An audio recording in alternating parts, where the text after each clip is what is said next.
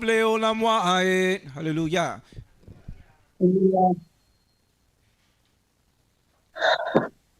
Shabbat Shalom, family. Shabbat Shalom la. I'll be reading from Isaiah chapter 66 to the end of 24, from 1 to 24. And before I start, I'd like to go into the introduction of Isaiah. And Isaiah was a prophet that urged the people to stop pretending that you love and obey Yehovah and live righteously, obey his laws, statutes, and ordinances. He showed also that Yah cares more for the humble people than the big temples that we have and the sacrifices that we do. So we'll get into Isaiah 66, starting at verse 1. Thus saith Yehovah. Yehovah is the heaven is my throne, and the earth is my footstool. Yehovah is saying that I am the infinite power. I am King of all kings, ruling all the earth. Yehovah compares himself to ruling kings, to human kings, sitting on their throne and their feet, on their footstools. But what Yah is saying, that I am in the heavens, I'm in the stars, I'm in the galaxies, and I rest my feet upon the earth. Where is the house that ye may build unto me? And where is the place that may be my resting place? Is there a place that we can build up to Yah? There is no place that we can build to reach Yah. Remember what we tried to do when we tried to build a tower up to heaven, and Yehovah confused us with different languages. Verse 2, for all these things hath my hand made, and to all these things come to be, saith Yehovah. But on this man will I look, even on him that is poor, and of a contrite spirit, and trembleth at my word. Do you hear what Yah is saying? Yah is saying those that are humble, these are the ones that he's going to be looking at. The ones who have a contrite spirit, who trembleth at his words, who obey his commandments, statutes, and ordinances. These are the people that Yehovah is looking at. Verse 3, he that killeth an ox is as if he slew a man. He that sacrificeth a lamb as if he broke a dog's neck. He that offereth a meal offering as if he offered swine's blood. He that maketh a memorial offering of frankincense as if he blessed an idol. According as they have chosen their own ways, and their soul delighteth in their abomination. Even so will I choose their mockings, and will bring their fears upon them. Because when I called, none did answer.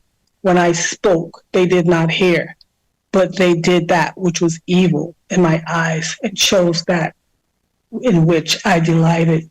Here Isaiah is saying that the Most High never looked at sacrifices and killing of animals as just sacrifices. He's looking for us to be closer and drawing closer to him. How I know this is because when we look at Psalms 51 and Micah 6, we're not going there now, but on your spare time, you can look at these two chapters. You will see that Yah says, if you be good and are obedient to my laws, statutes, and ordinances, then I will delight in your sacrifices. Verse 5, hear the word of Yehovah, ye that tremble at his word, your brethren that hate you, that cast you out for my name's sake, have said, let Yehovah be glorified, that you may gaze upon your joy, but they shall be ashamed. Hark, an uproar from the city. Hark, it cometh from the temple. Hark, Yehovah renders recompense to his enemies. Here, the Most High is saying and speaking to those that honor and respect him. But he's also saying that we have amongst us, we have fakers, pretenders, hypocrites who pretend that they love Yah. These people shall be ashamed. Yah is going to send his wrath upon his enemies. Verse 7. Before she travailed, she brought forth. Before her pain came, she was delivered of a man-child. Who hath heard such a thing? Who hath seen such things? Is a land born in one day? Is a nation brought forth at once? For as soon as Zion travailed, she brought forth her children. Shall I bring to birth and not cause to bring forth, saith Jehovah? Shall I that cause to bring forth shut the womb, saith Jehovah? Rejoice ye with Jerusalem, and be glad with her, all ye that love her. Rejoice for joy with her, all ye that mourn for her, that ye may suck and be satisfied with the breast of her consolations, that you may drink deeply with delight of the abundance of her glory. For thus saith Jehovah, behold, I will extend peace to her like a river, and the wealth of the nations like an overflowing stream, and shall suck thereof. Ye shall be borne upon the side, and shall be dandled upon the knees, as one whom his mother comforted, so will I comfort you, and you shall be comforted in Jerusalem. These parables are talking about the gathering, restoration, and redemption of Israel. And the gathering, really what brought to mind was the sister that was online last week from Gambia. I was delighted when I heard that a sister was from Gambia and praising Yah and Yah alone. This is the beginning of what the Creator is going to do for us. He is going to bring peace finally to the children of Israel, restoring us back to our inheritance. I have a question. Is there peace? Don't all answer at once. Is there peace right now? No, there is no peace right now. So now is not the time. Now is not the time. Verse 14. And when you see this, your heart shall rejoice, and your bones shall flourish like a young grass, and the hand of Jehovah shall be known towards his servants, and he will have indignation against his enemies.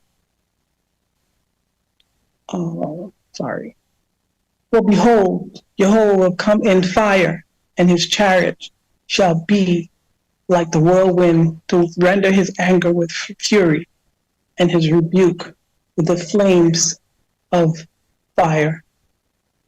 For by fire will Jehovah contend, and by his sword with all flesh, and the slain of all Jehovah shall be many. Jehovah says, his enemies shall be perished. He will come with fire, power, wind, to show his might. Verse 17 and 18.